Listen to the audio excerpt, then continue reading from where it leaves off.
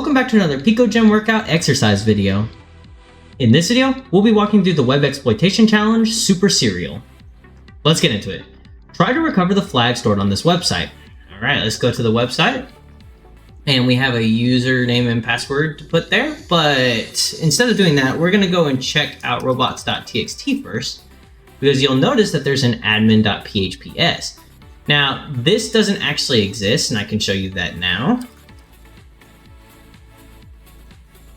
But what it does indicate is that we can view the source code of PHP files potentially. That's what the S stands for, is source. So let's just check out what the index.phps looks like.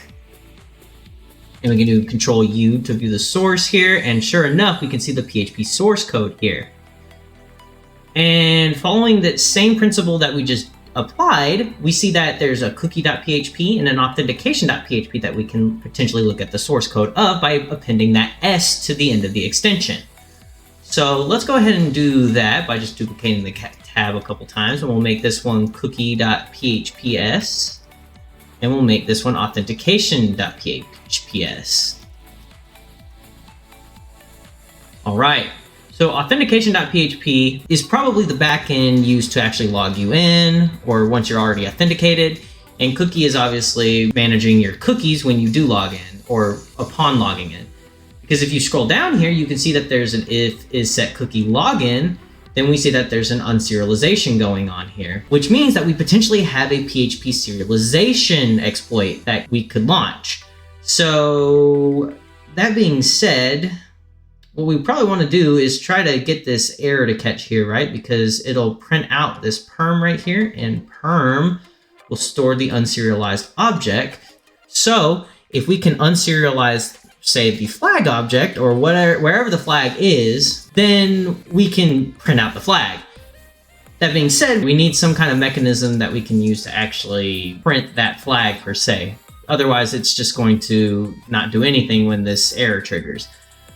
And that can be located, I think, in this authentication.php, if I'm not mistaken. Yes. So there's an access log object, and this access log object has a function it called toString, where it calls a function called readlog. And as you can see here, readlog gets the file contents of the log file. So now we have kind of all the building blocks we need to kind of expose the flag by essentially crafting an exploit that's URL encoded. That doesn't necessarily matter, but we need to make sure that we encode the login cookie here in base64 in order to decode and get our flag. So let's do that. We can do that in CyberChef. And we first want to start off with, let's pull this over here. And let's go to, yeah, this will work.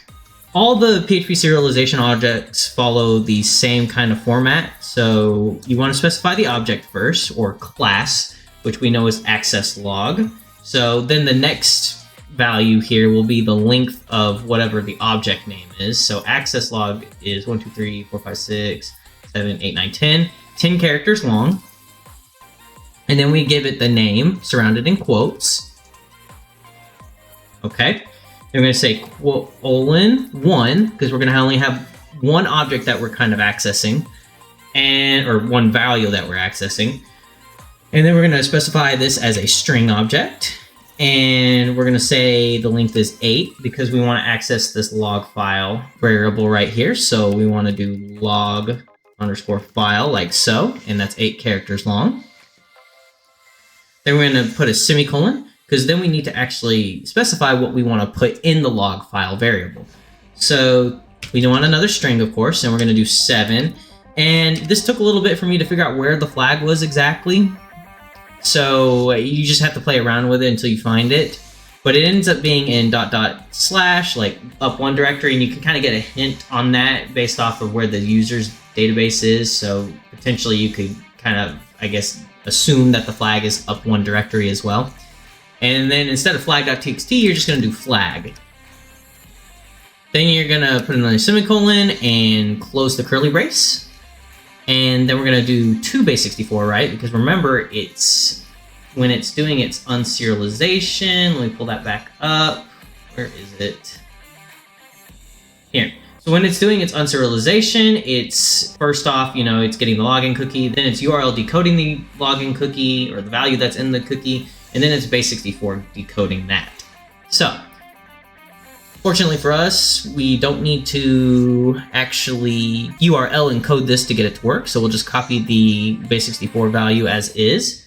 And we're gonna actually go to the authentication.php, right?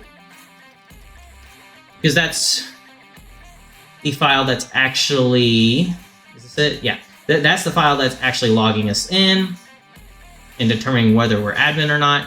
And then all we're gonna do is use my little cookie editor plugin here since it's just easier and looks better. And we're going to simply add the login cookie. And then we're gonna paste that base64 value in and save it. Then we're just gonna refresh. And sure enough, our flag shows up in the deserialization error as predicted. And our flag ends up being, this vuln is super serious, y'all. So let's copy that. Paste that in and submit. All right, if you enjoyed the video, drop a like and subscribe to the channel to show your support. Turn on post notifications to get regular injections of cyber content directly into your feed. Check out our Patreon, join our Discord, and follow us on Twitter. Links in the description box down below. And leave any feedback or questions in the comments section down below. This is Almond Milk. Thanks for watching. Goodbye, world.